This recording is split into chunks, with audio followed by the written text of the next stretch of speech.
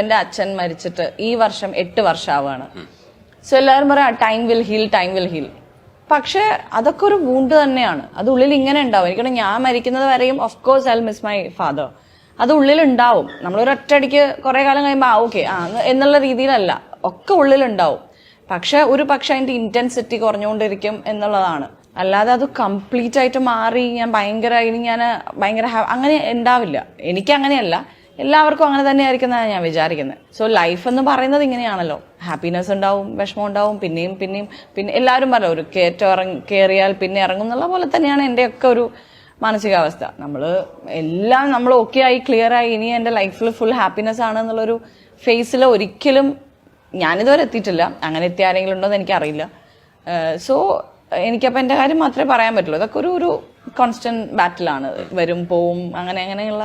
ഈ സിനിമയിൽ നിന്ന് മാറി നിൽക്കുക എന്ന് പറയുന്നത് ഭാവനയെ സംബന്ധിച്ചിടത്തോളം നടക്കാത്തൊരു കാര്യമായിരുന്നു. പക്ഷെ ആക്സിഡന്റലി എങ്ങനെ സംഭവിക്കുന്നു? മാറി നിന്നൊരു സമയത്ത് സിനിമയെക്കുറിച്ചുള്ളൊരു ചിന്ത എങ്ങനെയായിരുന്നു? ആദ്യമൊക്കെ ഒരു പക്ഷേ ഫ്രീ ആയതിന്റെ ഒരു സന്തോഷമായിരിക്കാം. പക്ഷെ അത് കഴിയുമ്പോഴത്തേക്ക് ചില മൊമെന്റ്സിൽ നമ്മൾ പെട്ടുപോകാറുണ്ട്. ആ സമയത്ത് എങ്ങനെയായിരുന്നു അത് മാനേജ് ചെയ്തു പോയത്? ഞാൻ സിനിമയിൽ നിന്ന് മാറി നിന്നു എന്ന് പറയുകയാണെങ്കിൽ മലയാളത്തിൽ നിന്ന് മാത്രമേ മാറി നിന്നു. ഞാൻ Kannada movies back to back ചെയ്തുകൊണ്ടിരിക്കുകയായിരുന്നു. അതുകൊണ്ട് എനിക്ക് അങ്ങനെ ഒരു ഇത് തോന്നിയില്ല. പക്ഷെ ചില സമയത്ത് ഒരു ചെറിയ ഒരു ഡിപ്രഷൻ പോലെ, അല്ലെങ്കിൽ ഒരു മീനിങ്ലെസ് ആണ്, അല്ലെങ്കിൽ ഞാൻ ഇനി എന്ത് ചെയ്യും എന്നൊക്കെയുള്ള കുറെ ക്വസ്റ്റ്യൻസ് ഐ തിങ്ക് എല്ലാവർക്കും. അതെനിക്കും ബാക്ക് ടു ബാക്ക് മൂവീസ് ചെയ്തുകൊണ്ടിരിക്കുമ്പോഴും വരുന്ന കാര്യങ്ങളാണ് ഇതൊക്കെ. ചില സമയത്ത് ഭയങ്കര ബ്ലാങ്ക് ഫീലിംഗ് ആയിരിക്കും. എന്ത് ചെയ്യണം, ഇനി ചെയ്യണോ വേണ്ടേ എന്നൊക്കെയുള്ള എനിക്ക് തോന്നുന്ന ഒരു കോൺസ്റ്റന്റ് ബാറ്റിലാണ് ഉള്ളില്.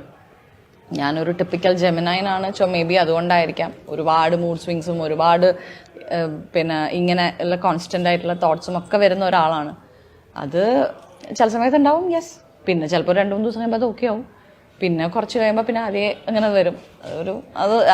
ഇതുവരെ അതിനൊരു അവസാനം ഉണ്ടായിട്ടില്ല. അതിങ്ങനെ വന്നുകൊണ്ടിരിക്കുന്ന തോട്ട്സുകളാണ്. നമ്മൾ പുറത്ത് നിന്നിട്ട് പവർഫുൾ ആണ് എന്നൊക്കെ പറയും, വിശേഷിപ്പിക്കും. നമ്മൾ നോക്കി കണ്ടിട്ട് പറയാം കൊള്ളാലോ ഭാവന എന്നൊക്കെ പറയും. പക്ഷെ നിങ്ങളുടെ ഉള്ളിൽ നടക്കുന്ന ഒരു ഹോംവർക്ക് എന്ന് പറയുന്നത് നമുക്ക് അറിയാൻ പറ്റില്ല. എവിടുന്നാണ് ഈ പവർ കിട്ടുകയെന്നോ എവിടുന്നാണ് ഇൻസ്പിറേഷൻ കിട്ടുകയെന്നോ പറയാൻ പറ്റില്ല. അല്ല, അത് ഒരിക്കലും ഒരാളെ നമുക്ക് അങ്ങനെ പുറത്തുനിന്ന് ജഡ്ജ് ചെയ്യാൻ പറ്റില്ല. ഒരു ഗ്ലിംസോ ഒരു ചിരിക്കുന്ന ഒരു ഫോട്ടോ പോസ്റ്റ് ചെയ്തതുകൊണ്ടോ അല്ലെങ്കിൽ ഒരു വീഡിയോ പോസ്റ്റ് ചെയ്തതുകൊണ്ടോ അവര് ഭയങ്കര ഹാപ്പി ആണല്ലോ എന്ന് പറയാൻ പറ്റില്ല. ചിലപ്പോൾ നമ്മൾ ആ ഒരു ദിവസമായിരിക്കും ചിലപ്പോൾ ഒന്ന് ഹാപ്പി ആയിട്ടുണ്ടാവും. ചില ദിവസങ്ങളിൽ നമ്മൾ ഭയങ്കര ഡൗൺ ആയിട്ടുള്ള. സോ എല്ലാ ഹ്യൂമൻ ബീങ്സിനെ പോലെ തന്നെയുള്ള പ്രശ്നങ്ങളും മെന്റൽ പ്രോബ്ലംസും പിന്നെ ഒക്കെ എല്ലാവർക്കും ഉണ്ട്. എനിക്ക് വളരെ ഉണ്ട്. പിന്നെ അത് അങ്ങനെ നമ്മൾ പുറത്തേക്ക് അങ്ങനെ കാണിക്കാറില്ല എന്ന് മാത്രം. ബിക്കോസ് എങ്ങനെയാണ് ആൾക്കാർ അത് ജഡ്ജ് ചെയ്യുക എന്നുള്ളത് അറിയാത്തതുകൊണ്ട് നമ്മൾ നമ്മുടെ കാര്യങ്ങൾ